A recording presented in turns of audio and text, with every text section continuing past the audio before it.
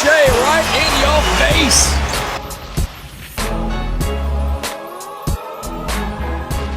Welcome back to the Faedaway podcast, episode number 17. This episode is brought to you by the Ball is Life Podcast Network. Happy to be back at you guys this week, man.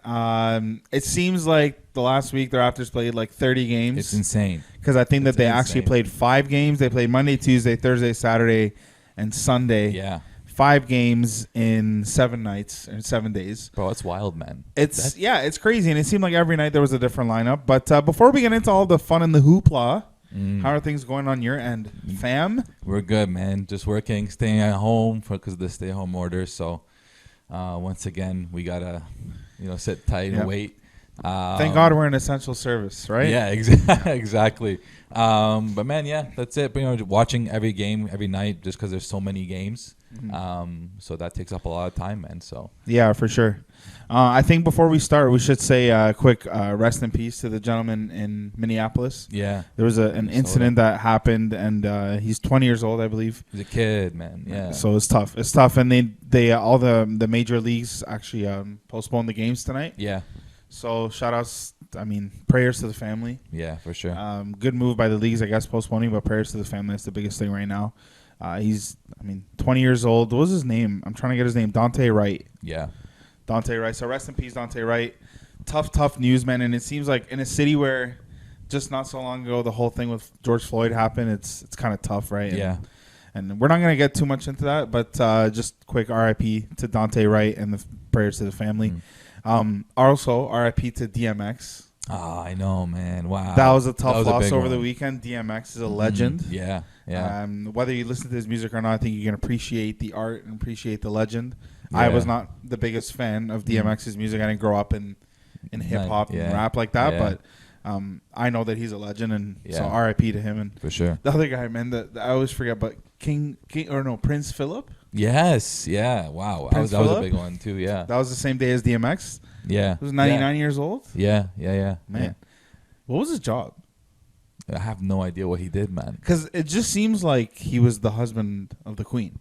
That's what he's known for, right? So that's that's what he did, I guess. Seems like a pretty chill job. I mean, you just husband the queen, and she just queens. So, I mean, R.I.P. to him. Big weekend, man. It feels like we're R.I.P.ing everybody, but it was an eventful couple of days. Yeah. But we're happy to be back here, man. Happy to pod for the peeps. Sum up this crazy week because I think we've had like 40 players shuffle in and out of the lineup and the roster this week. That's what it feels like. It was 2-3. Could have been a 3-2. Honestly, 2-3, like it feels a lot worse than what it actually was, I think. Yeah, I would agree with that. The losses just hit a lot deeper at this time of the year. So, I mean, 2-3, if we were maybe in the middle of the season, even closer to the beginning of the season, we say, okay, not a bad week. We still have a lot to figure out, blah, blah, blah. But at this point in the game, 2-3 hurts a lot. And, the Raptors are fighting for any win that they can get. And it just sucks that it always ends up being close games that become their Achilles heel. So here's my question to you, though. Are they trying to win games? Man, I think they're always trying to win games. I don't think they're ever trying to throw games. But when you have different guys in the lineup, guys, you sit them out because of it's the first time back-to-back. Like, it doesn't really show that you're trying to win in general. They sat Siakam on that first night. So, yes, you send a message at that point.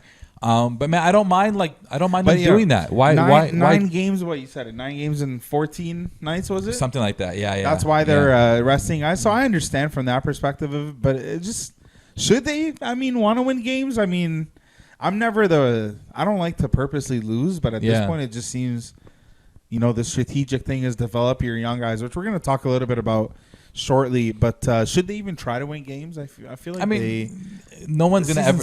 No one would ever go out right and say that they're not gonna try to win games. There's no way they'll ever do that. No player, no coach, nobody. So, but do I want to see more Malachi Flynn on the floor? Yeah. Do I want to see more development of the new big men that the Raptors acquired? Yeah. Freddie G. Yeah. Am I like, sad that they're gonna rest. They're gonna rest Pascal? No, not really. Like give some guys a chance to develop, to get better, to learn the system better, and see. And the Raptors are trying out 2 big men already, so it gives your team the ability to grow for next year. And Freddie's not playing because of his hip injury, So it really doesn't hurt. And then sometimes they play OG and make him kind of the feature offensive guy, and he's done pretty well doing that. So it helps him get more confident and grow. And then when he sits, he gets the rest. Yeah.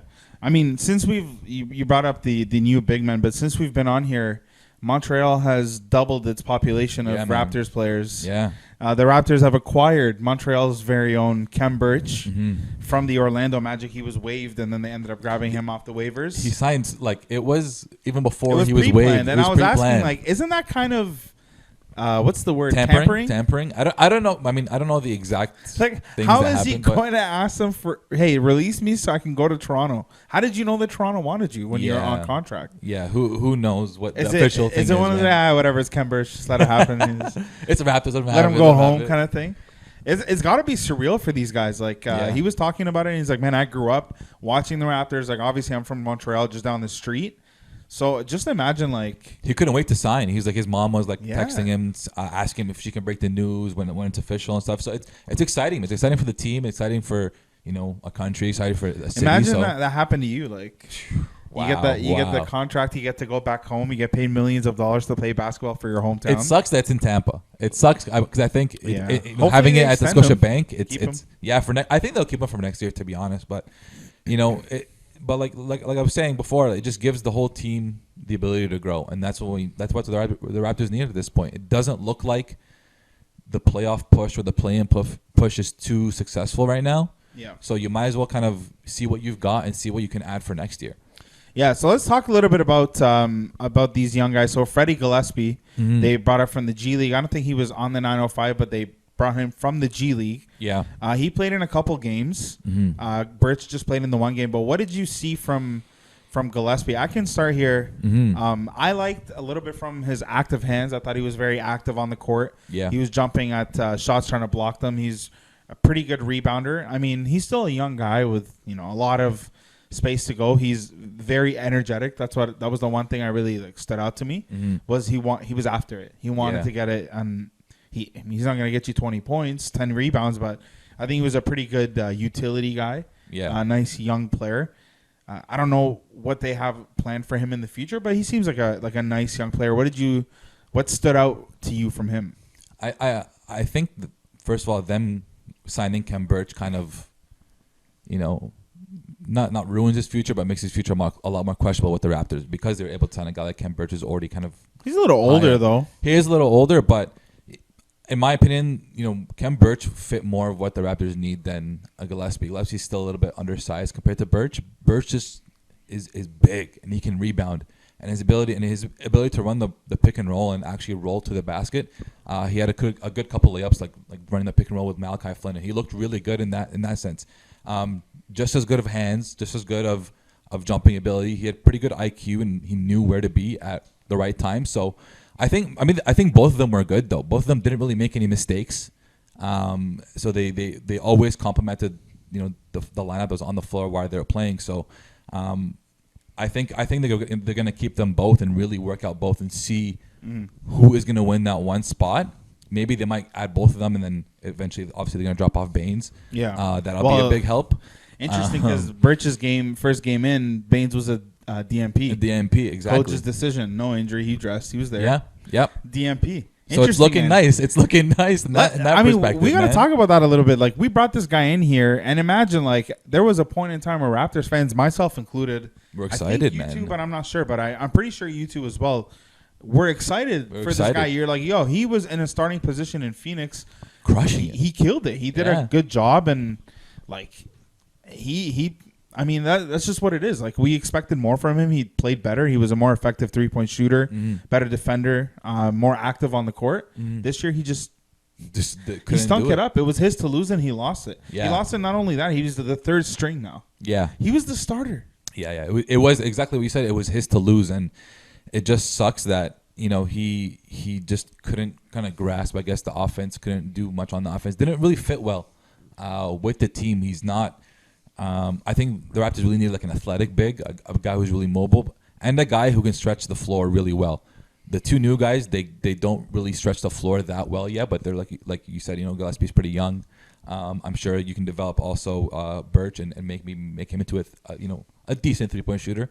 So that's still the biggest thing that the Raptors need, because Baines, as bad as he was, he would hit threes sometimes, and sometimes even timely threes. Oh, buddy, stop it. Bro, there was times where you're looking at like, why is he taking that shot? And then he hits it. He hit like 22% of his threes. But that's what I'm saying. They're very timely, bro. But they need a guy who's athletic at the 5 spot, and a guy who can stretch the floor a little bit. That's what the Raptors really need. But Birch can't really stretch the floor. He's not really that great of a shooter, right? They need to kind of help him develop that. I don't know if they can.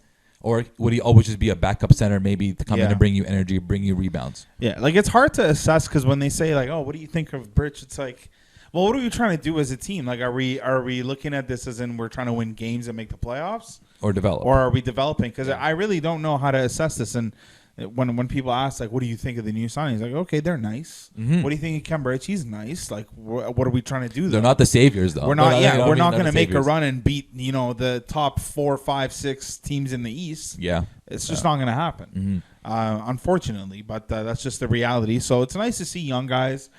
Gillespie, I just searched his age. He's 23. He's about 6'7", 6'8" height. So he's a little undersized, like you said, but 23, a lot of potential. Yeah. Very young guy. So speaking of young guys, Malachi Flynn got a couple career highs this week, 20 points. It was career highs galore this week, 11 assists, a couple career highs for the kid.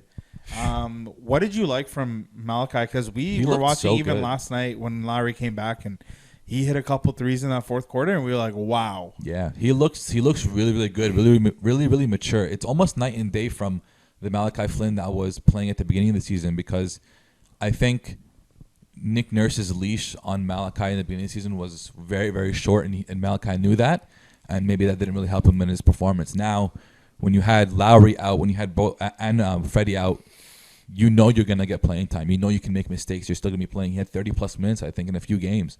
So he knew he was going to get a lot of runs, so he looked a lot more confident.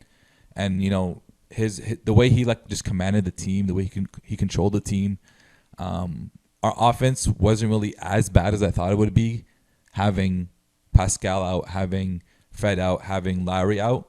And that was the game that they actually won against the Cavs. Was one of the games, and Pascal just looked very mature. Like he looked like he knew how to run the team, and it was great. And obviously, having his dad's become somewhat of a spectacle. Yeah, he's becoming big on Raptors Twitter a little bit. Raptors, right? What's the thing? The Raptors Twitter, or I don't even know what it. He has like a saying that he's always running in capitals too. He's become somewhat of a fan favorite. But can you blame him? After he complained about his son not getting playing time, gets playing time, and look what he's doing. Like, he's killing it. Yeah, he's doing well. Highs. He's doing well. I was a little bit upset, and this is probably a good thing to bring up here. But when he had his career highs, 20 and 11, and then the next game back, they're like, yeah, Kyle Lowry's going to play. He's starting. Yeah. And in my opinion, I don't know how to say this without getting torched, because I'm gonna get killed. You're gonna get killed, but it's okay. In my opinion, they should come to some sort of agreement with Kyle Lowry, like the Thunder did with Horford. I'm not comparing the two. Oh wow! For all the Lowry stands, they're gonna be, oh, Lowry's been here forever. What's he done there? Yeah. I get it. Yeah. I'm saying you talk to Lowry, say, hey, the future is headed in this direction. We have 30-ish games left in the season. We're not going to make the playoffs.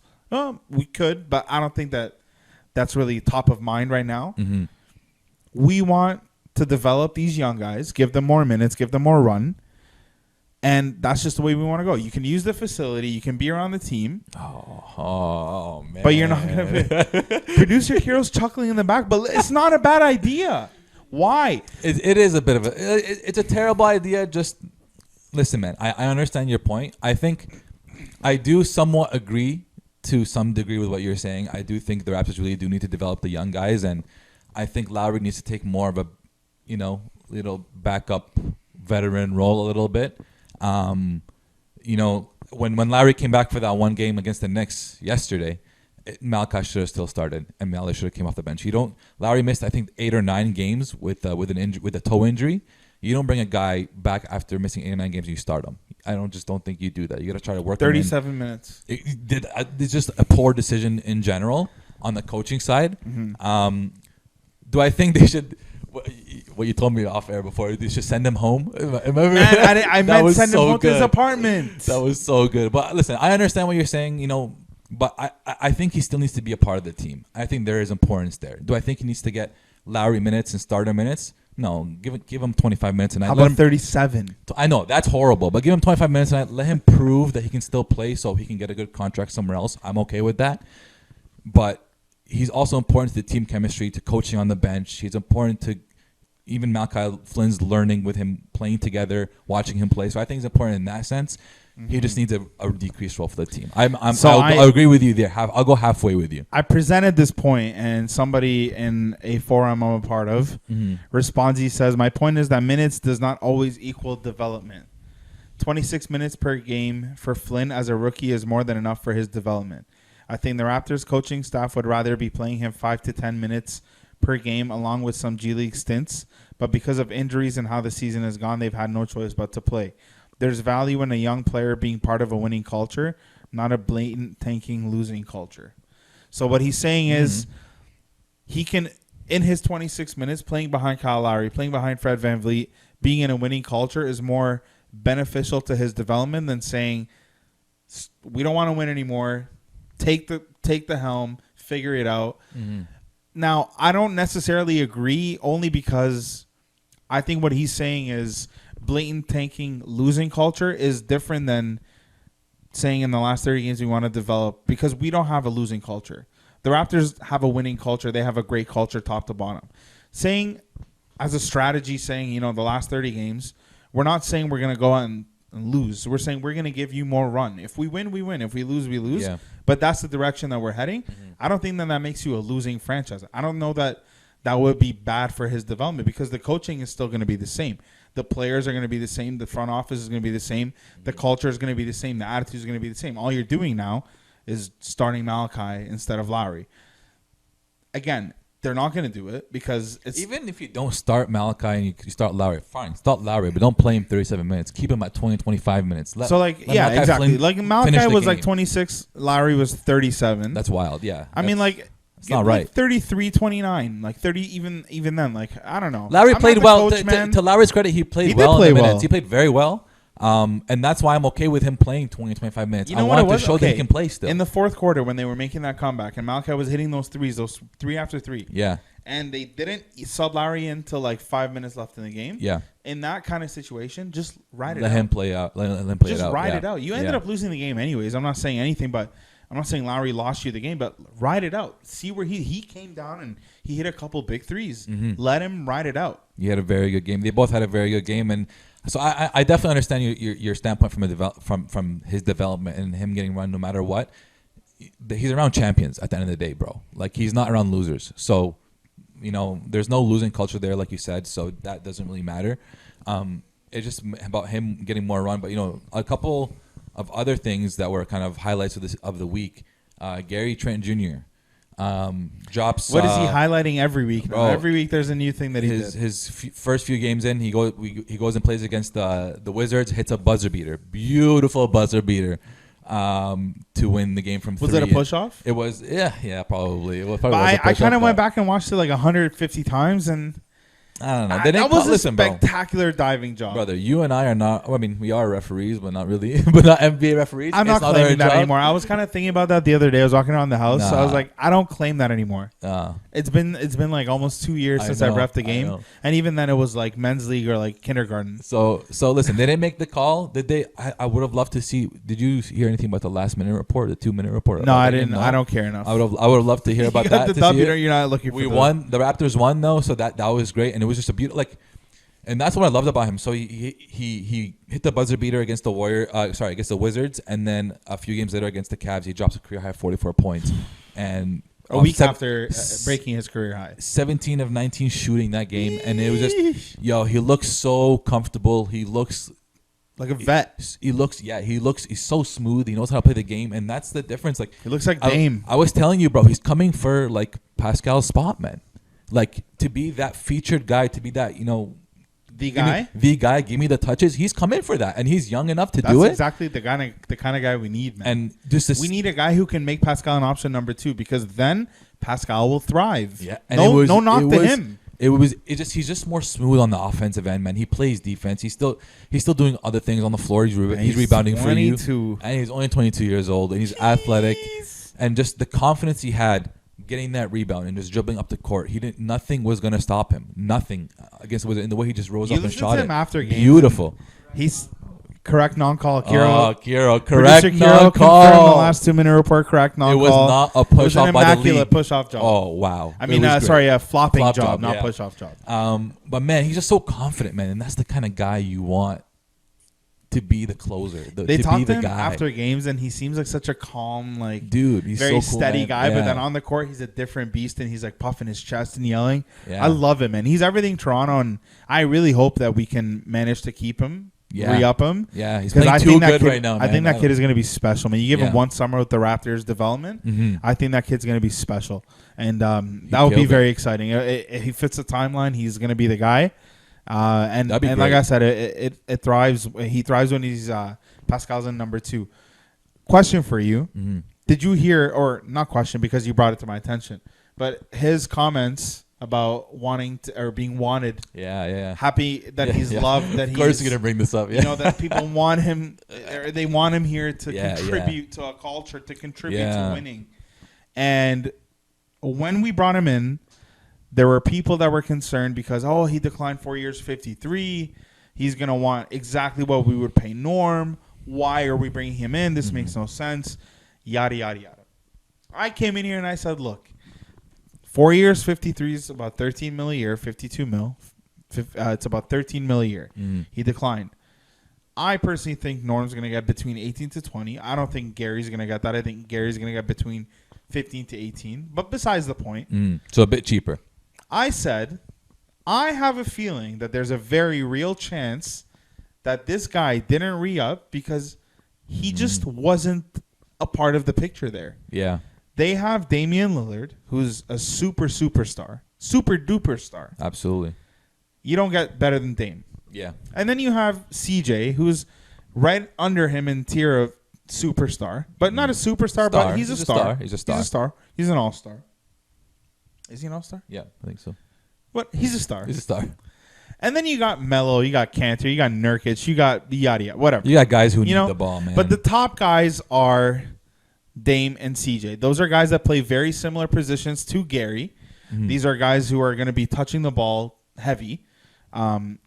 So I said a big part of that, I think, is he didn't want to grow in that culture. Mm-hmm. He didn't see a future for himself in that culture. At the end of the day, there's nothing holding you to staying in Portland. It's not a big market team that you're going to, it's not like the Lakers where you can get all these opportunities off the court. No. It's Portland. And if you're not getting the opportunity you want, you get out of there. Mm-hmm. So shout out to him. I think that played a big reason. I think being in Toronto, being in a different country, being a part of the future is enticing to a kid that's 22 who's about to get the bag. Mm-hmm. I'd have to look at. I don't really know what the bird rights situation is. Like, do they have his bird rights? I'd assume that they do. Does that mean that they can offer him more? I don't know. But we'll see come off season what happens. He's a restricted free agent. Yeah, I think that they'll make it happen. I think that what we're seeing from him now.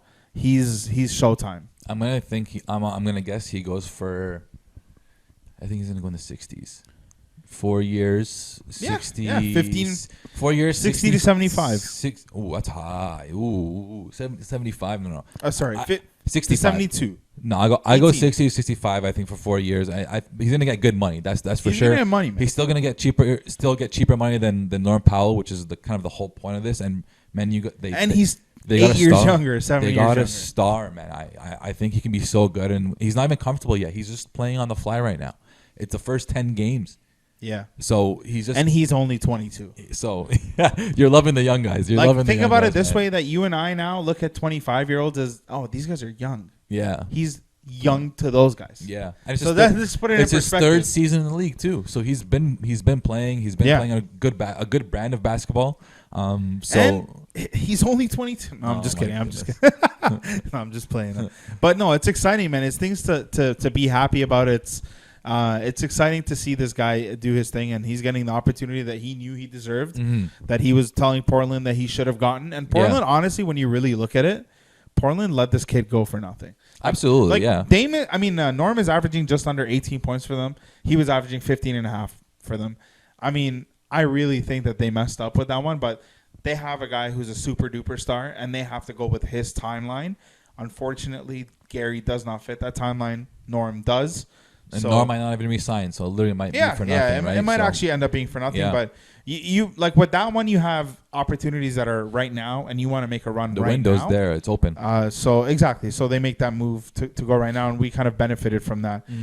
Masai Ujiri does not get fleeced. Bobby Webster ever does not get fleeced. The Raptors do not get fleeced, and we're happy to have Gary. Man, that's it. But they slapped up Cleveland. I think that's what we were going to talk about, but we ended up talking about Gary for 30 minutes. Man, when you score 44 and then you slap 87 by in the 20, first half.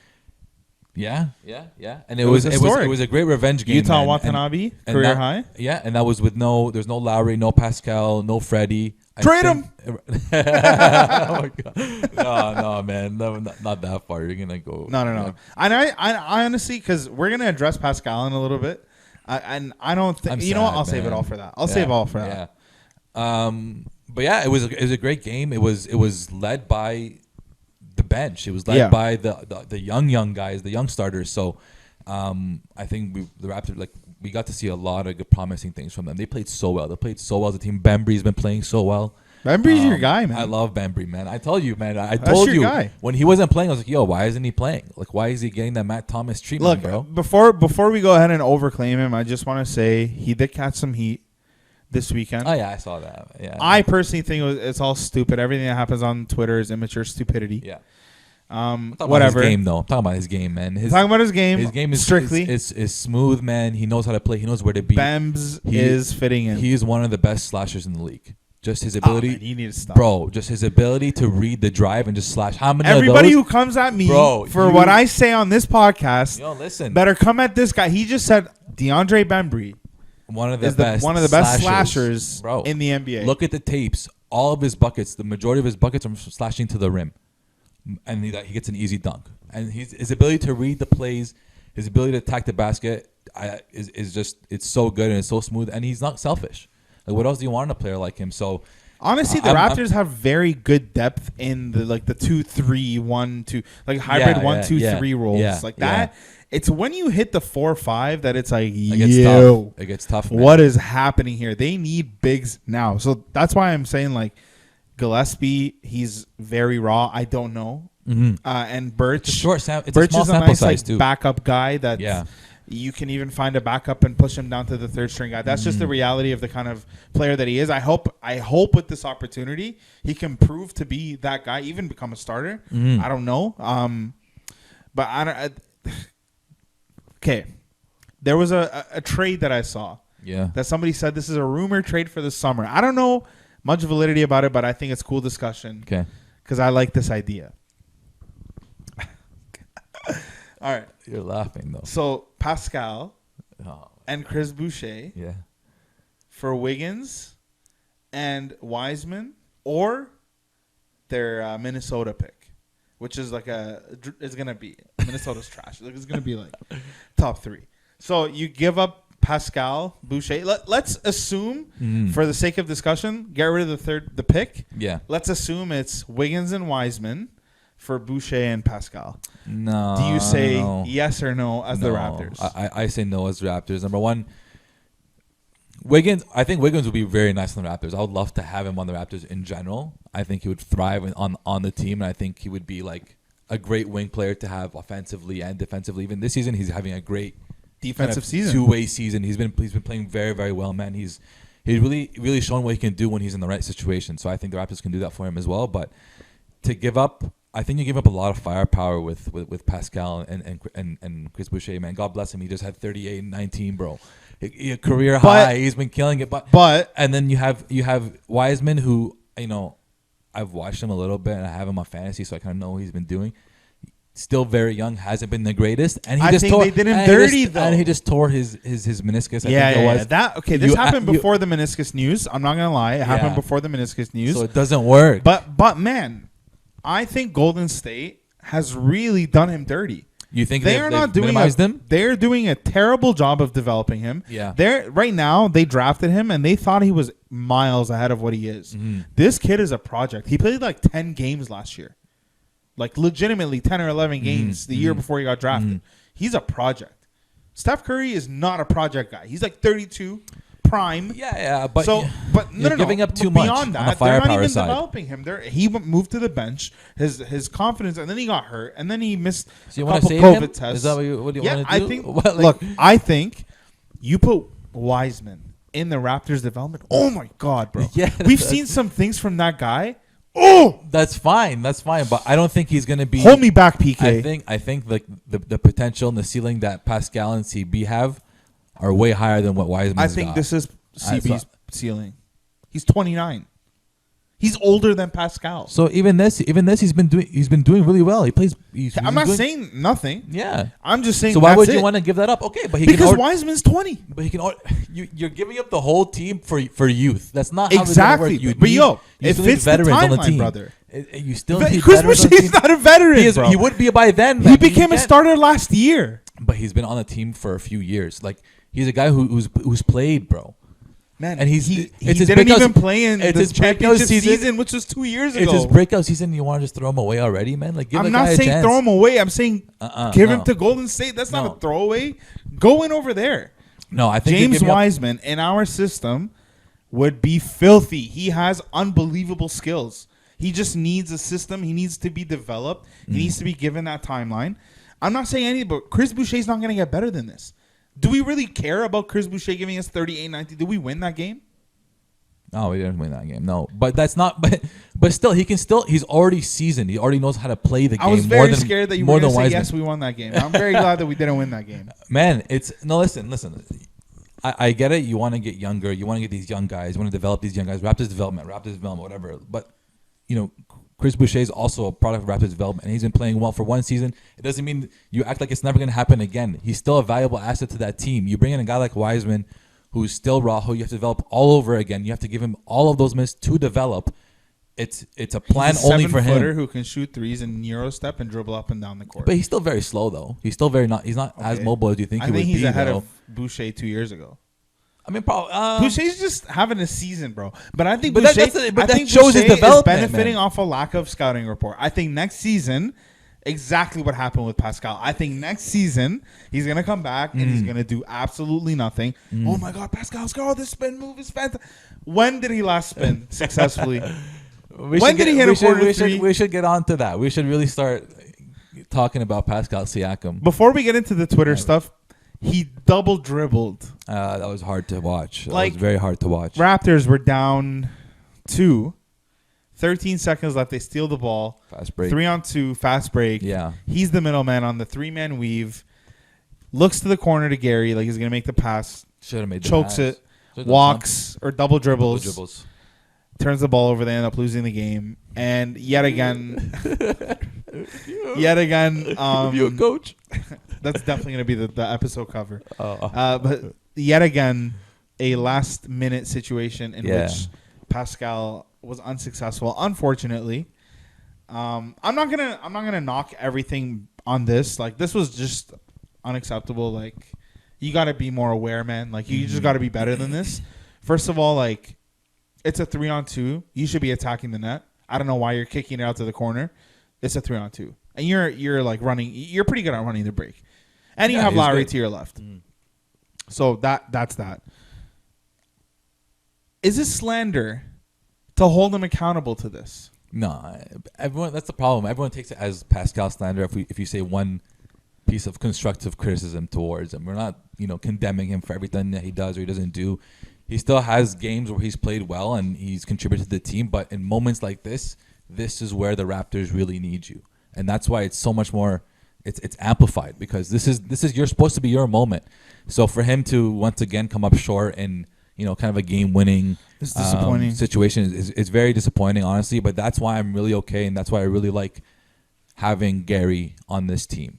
And he's proven that he can do it in a late game situation for you. So having him, he can handle the ball, I think, a lot better than Pascal can. He can create plays a lot better than Pascal can shoot a lot better than Pascal can. Another bone I have to pick with Pascal is his defense has taken a severe hit. Mm-hmm. He can't keep anybody in front of him. The team defense in general has taken a severe hit. But, brother, he can't keep anybody in front of him. It's a problem. Mm-hmm. And last night, we saw Julius Randle. He's a tough guard, man. Barbecue chicken. He's a tough guard. But why? Why should he be that much tougher than him? But even before the game, I told you I don't think there's anybody on this team that can guard him besides OG. How sad is that? Yeah, that shows the Raptors need to do some work. His defense is taking a step back, man. And I get it. You're taking on a big offensive role, but be better. Like, okay, somebody put out a graphic. They're like, he's averaging 27 points over the last 10 games, 8 games. Mm-hmm. I'm like, sure. But look at the field goal percentage. He's shooting 44% from the field. That is low. That's not efficient.